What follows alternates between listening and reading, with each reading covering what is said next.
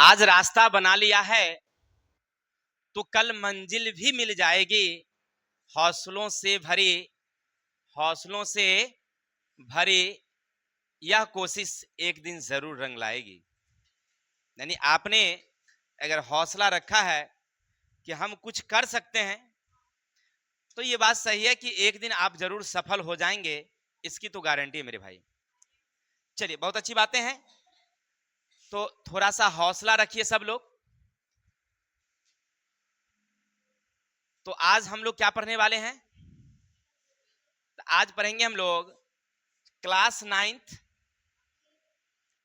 ये जो भारती भवन है, याद रखें ना, भारती भवन भौतिकी नंबर 1, जिनका चैप्टर गति है। ऐसे चैप्टर नंबर 2 है ना, चैप्टर नंबर 2 है गति। तो इसके बारे में हम लोग विस्तार से चर्चा किए थे।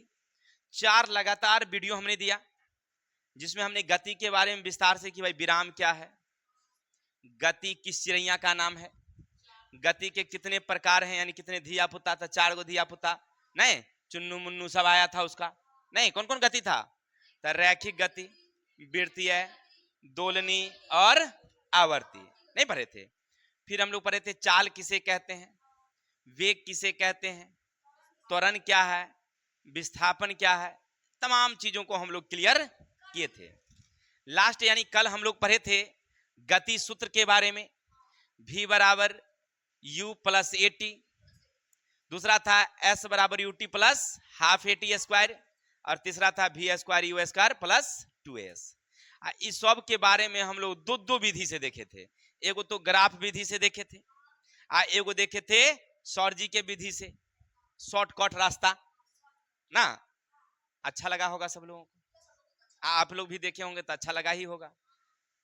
चलिए, तो आज हम लोगों का क्या है टॉपिक्स? तो टॉपिक्स देखे हैं थंबनेल में, अति लघुतरीय प्रश्न। क्या तो अति लघुतरीय हो जाए थोड़ा सा? चलिए देखो मेरे भाई, कुछ भी पढ़ो इत्मीनान से पढ़ो, ध्यान से पढ़ो, एकदम सही रहेगा। सबसे पहला क्वेश्चन क्या कह रहा है आपसे, ए भैया आवर्ती गति किसे कहते हैं? तो आवर्ती गति के बारे में तो हम लोग अच्छा से पढ़ ही लिए थे। क्या बताइए बताइए आप लोग।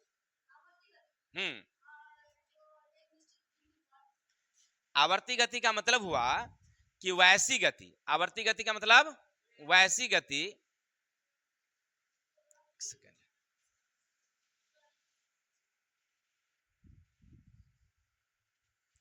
चलेंगे, वैसी गति जो अपने माध्य स्थिति के इर्द गिर्द माने आगे पीछे समय के साथ दोहरावे, गति को समय के साथ। देखिए आप लोग थोड़ा सा क्लियर करिएगा, एक है वृत्तीय गति, तो अपना गोल गोल घूम रहा है का, एगो खूंटा में गैया को बांध दीजिए और उसको पूंछ पकड़ के तनी ऐंठ दीजिए और 4 चक्कर लगाएगी, लेकिन समय उसका हर रहता है कि कोई समय नहीं रहता है। लेकिन घड़ी की जो सुई होती है वो एक निश्चित अंतराल में चलती है, सेकंड वाला पूरे 1 मिनट में 12 पर से फिर 12 पर चली जाती है, क्या मिनट वाला 1 घंटा में चली जाती है, तो समय के साथ चल रही है ना। तो ऐसी गति को कहेंगे हम लोग आवर्ती। क्या अब झूला की गति तो आप देखे ही होंगे, झूला ऐसे ऐसे कर रही है तो ये दोलनी गति है, लेकिन अगर समय के साथ अगर कर दिए, अपनी समय के साथ गति को दोहरावे तो ये कौन गति है? कोई दिक्कत? आप समझ गए आवर्ती गति, जैसे पेंडुलम होता है, घड़ी में पेंडुलम लगा रहता है नीचा में, तो ऐसे ऐसे कर रहा है तो समय के साथ करता है ना। चलिए क्लियर हो गया। तो आवर्ती गति वैसी गति जिसमें कोई पिंड अपने माध्य स्थिति के चारों ओर या इर्द गिर्द समय के साथ गति को दोहरा दे, इसको कहेंगे हम लोग आवर्ती गति। किसी को दिक्कत? चलिए अब आगे चलेंगे। क्वेश्चन में थोड़ा सा रस डाला है, क्या रस है तनी सुनिएगा आप लोग। जब एक उपग्रह वृत्तीय पथ पर चक्कर पूरा करता है तो उसका विस्थापन क्या होगा? देखिए क्वेश्चन बड़ा रसदार है, नहीं रसदार है? कौन रसदार? अरे किसान के चप खाया है कि नहीं सब आदमी? हाँ चलिए बहुत अच्छा। कह रहा है देखो एक वृत्त है ऐसे वाली, गोल है, यहां से कोई व्यक्ति यहां से चलना शुरू किया या कोई पिंड चलना शुरू किया ऐसे करके, ऐसे आया, ऐसे आया, तो अभी तो उसका विस्थापन यहां तक है, नहीं है, लेकिन ऐसे आते आते, ऐसे आते आते, ऐसे आते आते यहां पहुंच गया। जब पहुंच गया तो विस्थापन क्या हुआ? शून्य हुआ। काहे लगी? कि जहां को चली वहीं को पहुंची, तब कुछ दूरी बीच में ना बचा तो क्या होगा? क्या, जैसे हमने पढ़े था कि आप लोग घर से आए, हमरे यहां आ गए, तो अब दूरी क्या हुआ? तो आपके घर से हमारे घर के बीच की जो दूरी है वो आपका तय की गई दूरी हुआ। विस्थापन क्या हुआ? तो ये भी वही हुआ। फिर हम लोग कहे कि आप यहां से लौट गए, शाम को पहुंच गए घर, तो जब घर चले गए तो दूरी तो दुगुना हो गया कि आए और गए, विस्थापन तो शून्य हो गया क्योंकि जहां से चले वहीं चले गए फिर से। अब समझ गए ये बात को ना, कि वृत्तीय पथ पर चल रही है तो विस्थापन कितना, यानी जहां से आया वहीं चला गया तो शून्य। किसी को दिक्कत? चलिए आगे चला क्या? चलते हैं क्वेश्चन नंबर आगे। अब पढ़ो, एक पिंड जब सीधे ऊपर फेंका जाता है तब वह h ऊंचाई पहुंचने के बाद पृथ्वी पर वापस आ जाता है। पिंड द्वारा तय की गई कुल दूरी और विस्थापन क्या है? नहीं समझे बात को? अतः समझिए, थोड़ा सा समझिए कि मान लीजिए हम यहां पर खड़े थे ना, एक के बार ये वो गेंद लिए उछाल दिए तो कहां तक गया? h तक गया, ऊपर h तक। तो तय की गई दूरी हुआ, पहले तो एगो h गया, अब फिर वापस आ रहा है, तो आया तो कितना आया? एक और h आया, तो कई h हुआ? 2h। तो तय की गई दूरी कितना? एक h जाने में और एक h, तो तय की गई दूरी क्या? गेंद यहां से फेंके थे तब विस्थापन यहां था, लेकिन जब वो लौट के वापस आ गया तो विस्थापन क्या हो गया आपका? 0 हो गया। समझ में आई बात है? तो तय की गई दूरी कितना?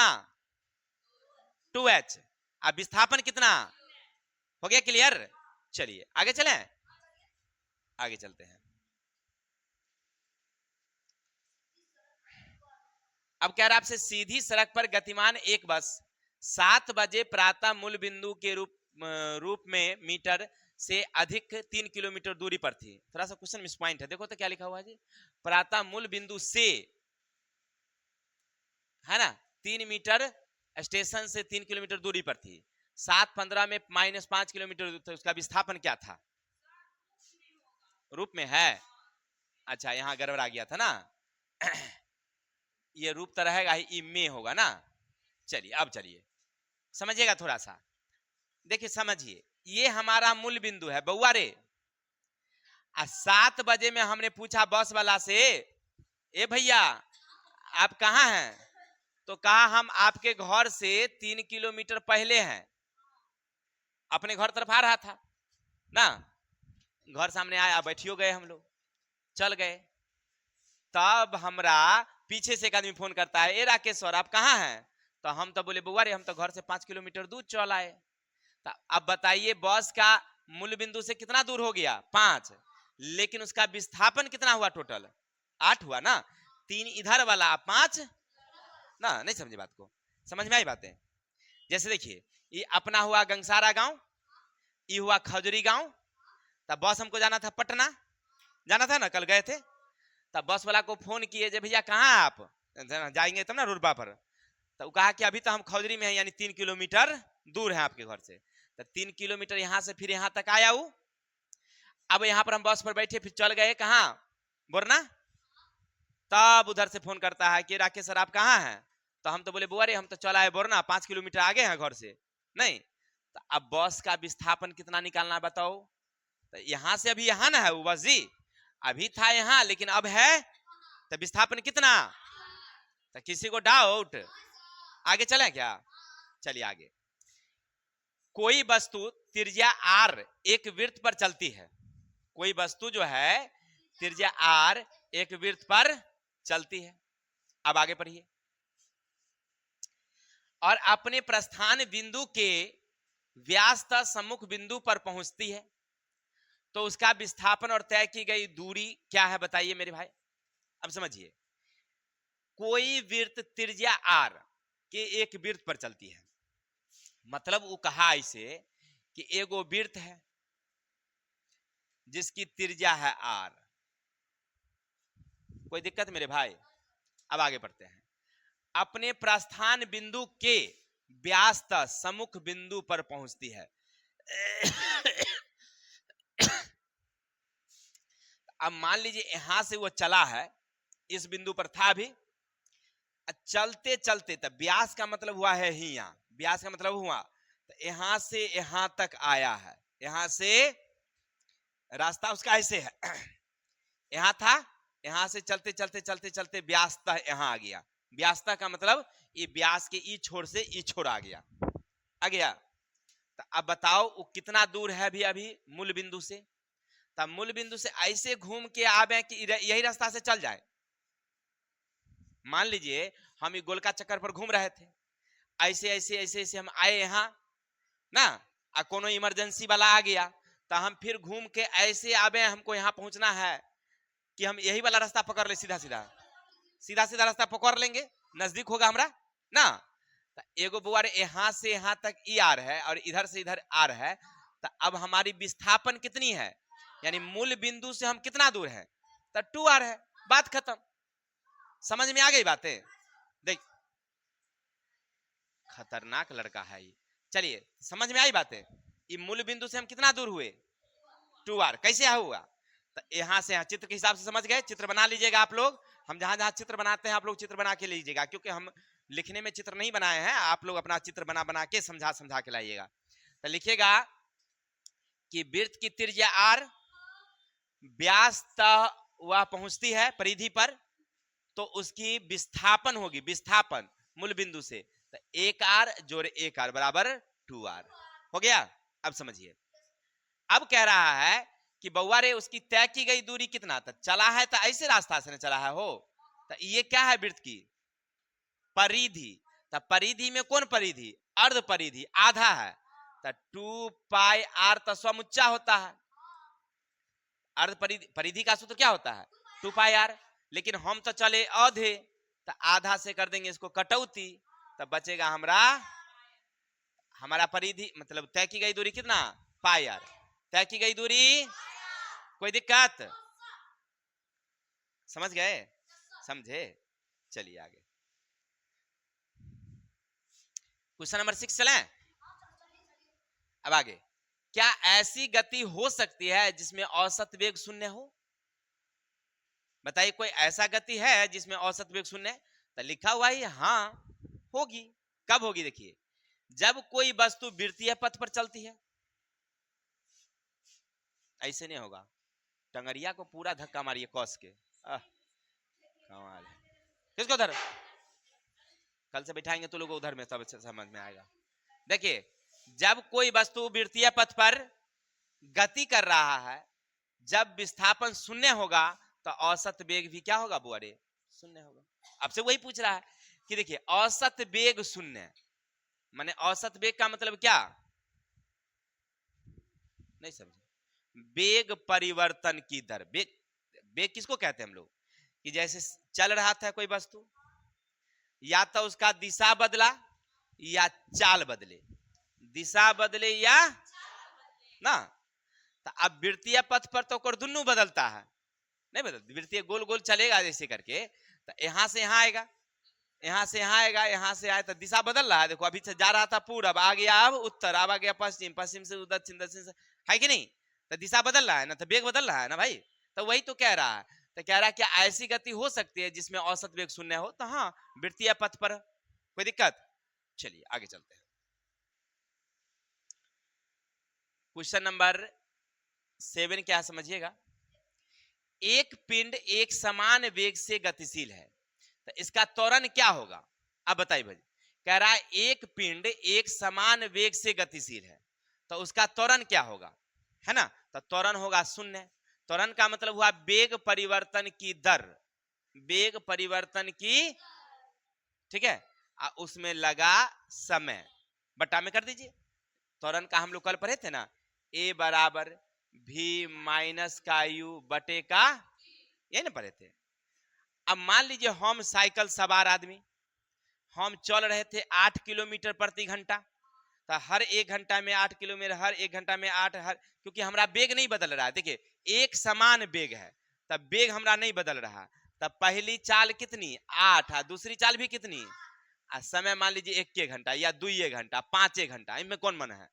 तो 8 में से 8 गया 0, आप 5 भाग देंगे तभी कितना, क्योंकि दोनों बेग तो एक ही है हमारा, बेग तो बदल ही नहीं रहा। ये रहता कि पहले बारी 8 चले अब बाद वाली 4 चलते तो घटा देते, नहीं करते। तो अब ऐसा तो है ही नहीं, क्योंकि दोनों तो सेम सेम है। कह रहा एक समान वेग, यानी पहले वाला जो वेग था अभी भी वेग वही है। तो आप ऐसे लिखेंगे, लिखिएगा ऐसे, प्रारंभिक वेग, प्रारंभिक वेग बराबर कितना, u बराबर 8 मान लीजिए। अंतिम वेग, अंतिम वेग v बराबर 8, लगा समय, समय बराबर t बराबर कुछ भी दे दीजिए, 1 2 3 कुछ भी दे दीजिए, है ना। अब लिखेंगे त्वरण बराबर, त्वरण बराबर 8 माइनस 8, या सूत्र भी लिख देंगे, v माइनस यू बटे का 8 माइनस 8 बटे का 1, यानी 0 बटे का 1 बराबर कितना, तो त्वरण क्या होगा आपका। चलिए अब आगे किसी को दिक्कत, चलिए अगला क्या कहता सुनिएगा। एक साइकिल सवार का वेग समय ग्राफ समय अक्ष के समांतर सरल रेखा में है। अब एगो समय ग्राफ बनाइए, ऐसे बनाइए, ऐसे बनाइए। साइकिल सवार ना ऐसे चल रहा है, ऐसे। अब सीधा चलने का मतलब है, हमने बताया था आपको कि वो एक चाल से चल रहा है, उसका चाल कमता नहीं बढ़ता नहीं, नहीं पढ़े थे हम लोग कि मान लीजिए एक चाल से अगर वो चल रहा है, ऐसे चल रहा है सीधा सीधा, तो उसकी प्रारंभिक चाल कितना u, अंतिम चाल कितना v, दोनों बराबर है तो u v के बराबर, v u के बराबर, दैट्स ऑल। अब आपसे पूछ रहा है तो त्वरण क्या होगा, त्वरण, तो त्वरण शून्य होगा। त्वरण क्या होगा, क्योंकि दोनों बराबर रहेगा। देखिए वेग नहीं बदलेगा तो त्वरण क्या होगा, अब वेग वो बदल रहा है, चाल उसकी बदल रही है, नहीं बदल रही, वह तो कह रहा है भाई वेग समय ग्राफ समय अक्ष के समांतर सरल रेखा में है, माने कि एकदम वो सीध में चल रहा है, चल रहा है एकदम लाइन से, कोई दिक्कत। तो इसका मतलब क्या है, वो त्वरण क्या है उसका।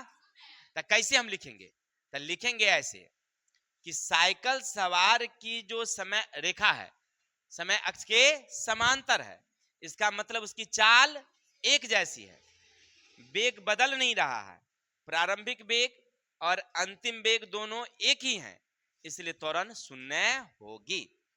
किसी को डाउट। Question number next. एक पिंड के वेग समय ग्राफ से उसके द्वारा तय की गई कुल दूरी आप कैसे ज्ञात करेंगे। तो देखिए कुल दूरी तय करने का एक समीकरण होता है, याद रखना, s बराबर v into T2 minus T1, यानी कि s का मतलब हुआ विस्थापन, s का मतलब हुआ विस्थापन यानी तय की गई दूरी, v हो गया अंतिम वेग, अंतिम वेग में अंतिम समय में से पहला वाला समय को क्या करना है, घटा देना है, दोनों समय को घटा दीजिए, जितना आया अंतिम वेग को गुना कर दीजिए, निकल जाएगा उसका, क्या निकल जाएगी उसकी तय की गई दूरी। कोई दिक्कत। तो कैसे निकालेंगे, तो s बराबर v इंटू T2 माइनस, चलिए अब क्वेश्चन नंबर 11 10 क्वेश्चन कह रहा है आपसे कि एक गाड़ी का जो ओडोमीटर है वो क्या मापता है, बताओ मेरे भाई। तो एक गाड़ी का जो ओडोमीटर है, याद रखना, उसमें दो गो चीज रहता है, ओडोमीटर समझता है ना, मोटरसाइकिल हर चलाते होंगे, ओकरे आगुए में रहता है एते वो गोलका सनक ना जी, तो वो गोला सनक रहता है, तो ओकरा में दो चीज रहता है, कौन कौन चीज, तो एगो तो कांटा लगल रहता है, और कांटा का काम है हेना हेना करते रहता है, हेना हेना, मतलब कि वो कितना एक्सीलेटर एक्सीलेटर मारिएगा गुई गुई गुई तो वो हेना हेना करे उई उई उई, हेने करिएगा गुई तो उन्हें करेगा उई उई उई, ना करता है जी। इसका मतलब है वो बताता है कि हम कितना स्पीड चल रहे हैं, 1 घंटा में गाड़ियां कितना जाएगी।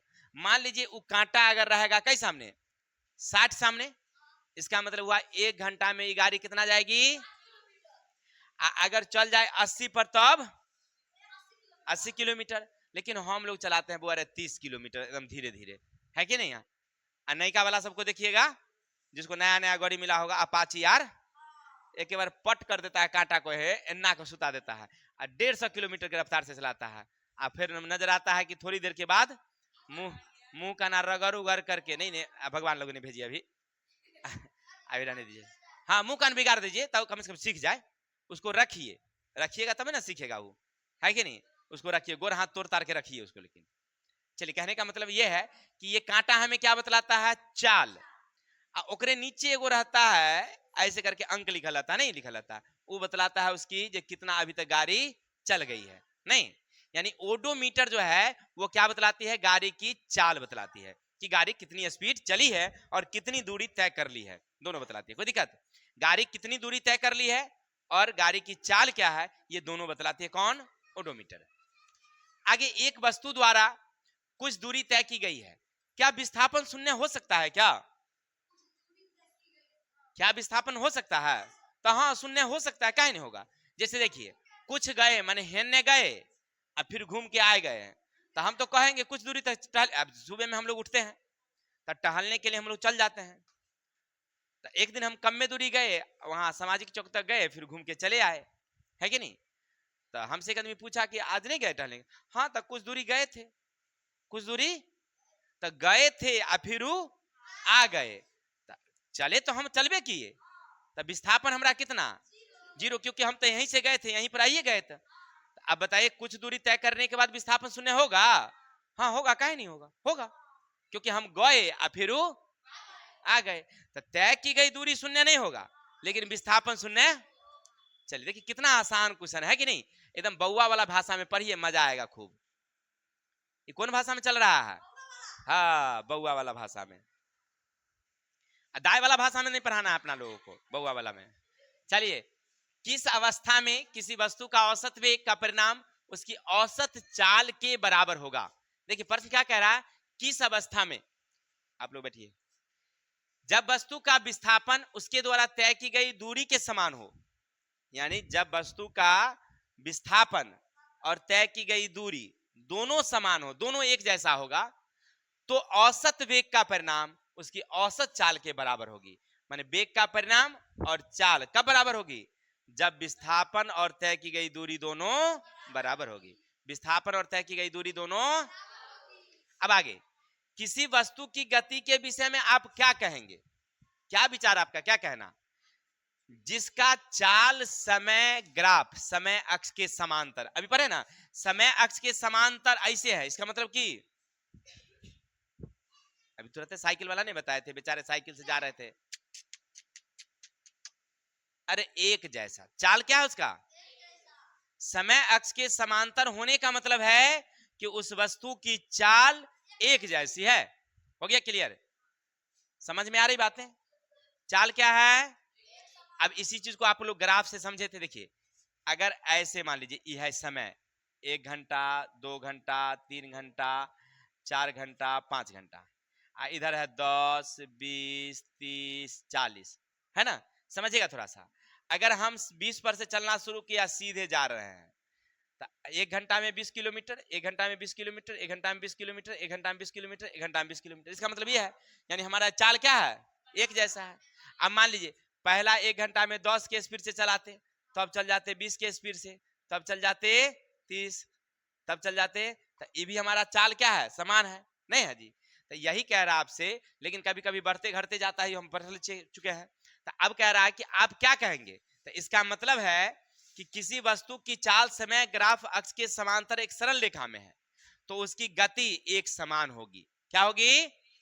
अर्थात समय तो बदल रहा है लेकिन गति नहीं, यानी एक समान गति में है। कोई वस्तु क्या है? कब? जब समय अक्ष के समांतर होगी। चलिए, अब आगे चलेंगे। 14 नंबर क्वेश्चन देख लेते हैं थोड़ा सा। किसी वस्तु की गति के विषय में आप क्या कह सकते हैं? जिसकी दूरी समय ग्राफ समय अक्ष के समांतर है। अब देखिए, दूरी समय ग्राफ समय अक्ष के समांतर है, तो यहां वस्तु की दूरी समय ग्राफ समय अक्ष के समांतर सरल रेखा में है, अर्थात वह वस्तु स्थिर है, गति नहीं कर रही है। माने दूरी के समान में है, तो दूरी तो बदल ही नहीं रहा है, दूरी तो एक के समान है। फिर समझिए ग्राफ से, जिससे मान लीजिए, हाँ ये कह रहा है, देखिए क्या कहा, किसी वस्तु के विषय में आप क्या कह सकते हैं? जिसका दूरी समय ग्राफ।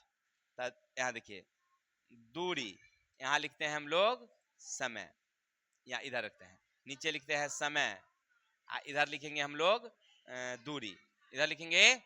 देखिए समझिएगा, ये मान लीजिए अभी 1 घंटा है, ये 2 घंटा है, 3 घंटा, 4 घंटा, 5 घंटा, 6 घंटा। तो 1 घंटा के सामने मान लीजिए हम पेड़ के सामने खड़े थे, पेड़ के सामने 2 घंटा हुआ तभी वो पेड़ के सामने, 3 घंटा तभी वो पेड़ के सामने, 4 घंटा तभी वो पेड़ के सामने, 5 घंटा तभी वो पेड़ के सामने, 6 घंटा तभी वो पेड़ के सामने। ठीक है, तो इसका मतलब क्या हुआ कि आप पेड़ के सामने 6 घंटा हुआ, आप पेड़ के सामने खड़े हैं, इसका मतलब क्या, वस्तु रुकल है। नहीं पढ़े थे कि हम स्कूल जा रहे थे तो स्कूल के सामने एगो देखिए कार लगल था, नहीं कार लगल था, नया चमचमाती कार, तो हम उरा देख लिए, मुंह दिखाई नहीं दिए कार का। अरे कार लगा हुआ था, उसका क्या मुंह दिखाई देना भाई, कन्या थोड़ी है मुंह दिखाई पड़ेगा। देखो जब पर क्या रहा कन्या, अच्छा थोड़ी यहाँ जरूर हम आएंगे मुंह दिखाई में। चलिए तो हम लोग पढ़ रहे थे, इतना समझ गए।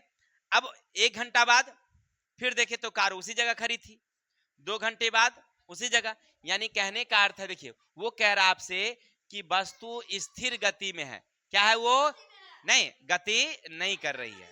चलिए आगे, जब किसके समान में होगा याद रखेंगे, दूरी समय के समांतर होगी, दूरी समय के समांतर स्थिर। ठीक है, अब आगे,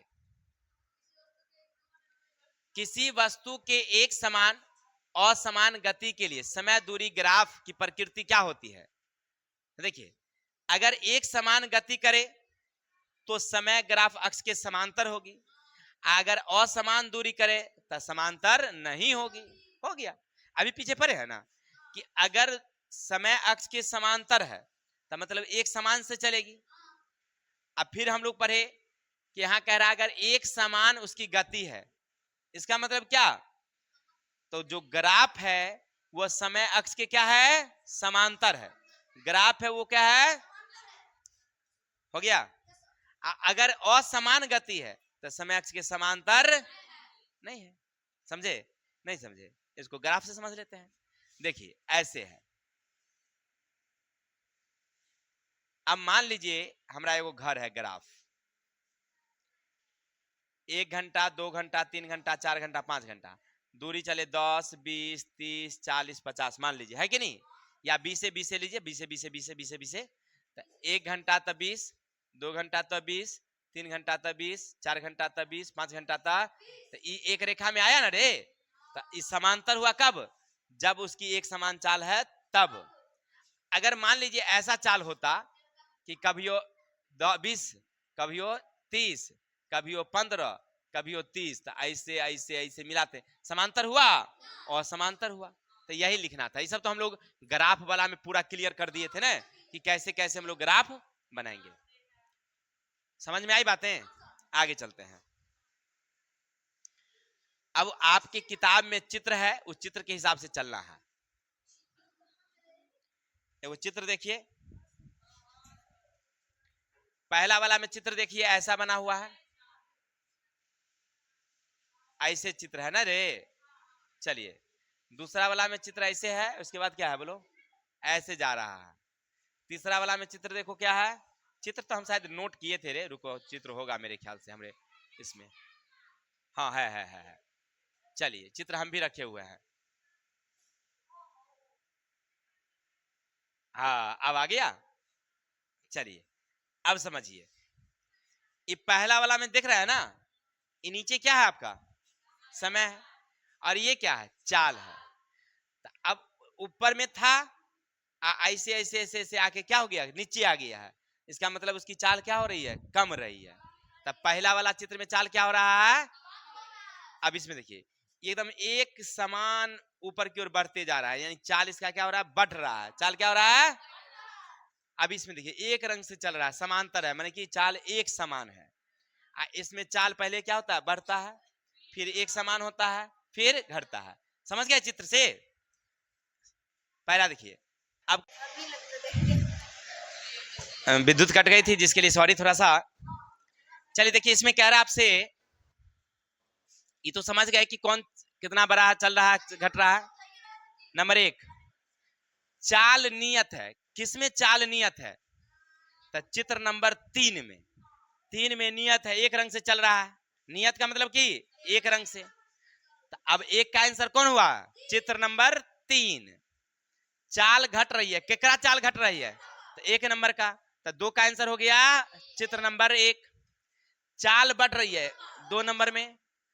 चौथी स्थिति में क्या है? तो पहले चाल बढ़ती है, फिर नियत है, फिर घटती है ना? ऐसे लिखेंगे। चौथी स्थिति में क्या है कि पहले चाल बढ़ती है, फिर नियत है, फिर घटती है। आशा और उम्मीद है सब लोग समझ गए होंगे ना रे। अब आगे पढ़ मेरे भाई। अब देखिए क्वेश्चन क्या कहा आपसे। ओहो, ये क्या आ गया। देखिए 7 मीटर त्रिज्या की वृत्त पर कोई वस्तु 4 मीटर प्रति सेकंड की चाल से चलती है, तो एक चक्कर पूरा करने में कितना समय लगेगा? समझिएगा कि एक वृत्त है मेरा ऐसे, और इसकी त्रिज्या कितनी हो गया। तो हम चलेंगे कैसे? इधर से ऐसे चलें कि ई वाला रास्ता पर चले? घूमेंगे तो गोल गोल घूमेंगे, क्योंकि वृत्तीय पथ है।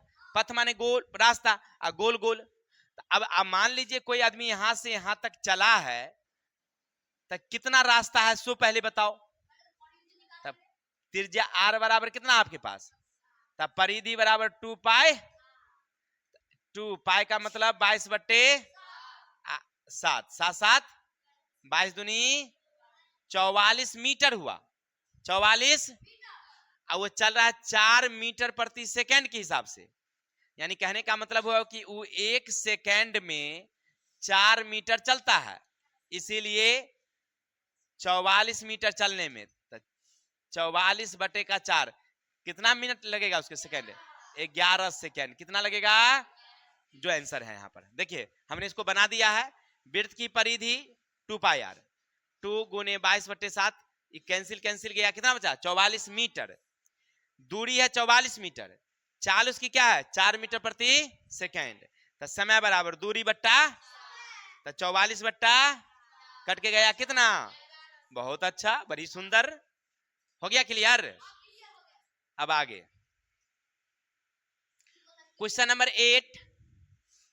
वेग समय ग्राफ के नीचे के क्षेत्र से मापी गई राशि क्या होती है? देखो क्वेश्चन क्या कहा आपसे कि वेग समय ग्राफ के नीचे के क्षेत्र से, वेग समय ग्राफ के नीचे के क्षेत्र से मापी गई राशि वस्तु की क्या दिखलाती है? विस्थापन, है ना? क्या दिखलाती है? चलिए आगे। अचर वेग के लिए विस्थापन समय ग्राफ के ढाल से कौन सी राशि ज्ञात होती है? वस्तु द्वारा तय की गई दूरी या वस्तु का वेग? क्या ज्ञात होता है? तो याद रखेंगे क्या ज्ञात होगा हमको। देखिए प्रश्न क्या कह रहा है? अचर वेग से विस्थापन समय ग्राफ, विस्थापन समय ग्राफ ढाल से कौन सी राशि प्राप्त होगी? तब वेग प्राप्त होगी। हमने बताया था कि वेग जितना ही ज्यादा रहेगा नहीं, तब विस्थापन उतना ही ज्यादा होगी। क्लियर? चलिए अब आगे।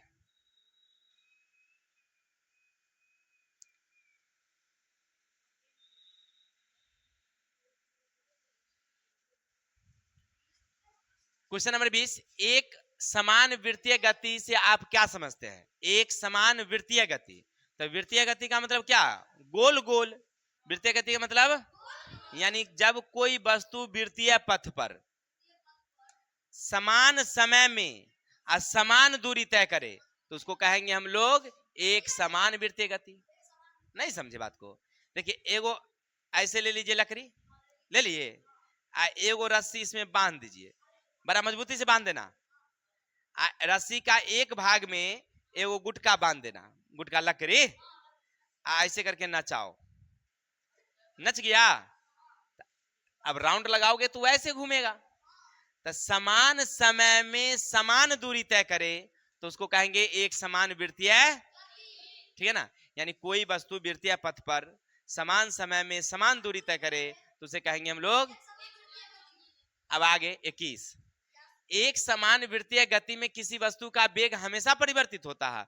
तो हाँ बुआ, वेग परिवर्तन के मतलब कि दिशा भी बदल रहा, परिणाम अब मान लीजिए कि अगर सीधा सड़क अगर होता तब तो हम एक्सीलेटर लेते हुई हुई करके उड़ेले चल जाते, और एक्सीलेटर कम करे की जरूरत ना।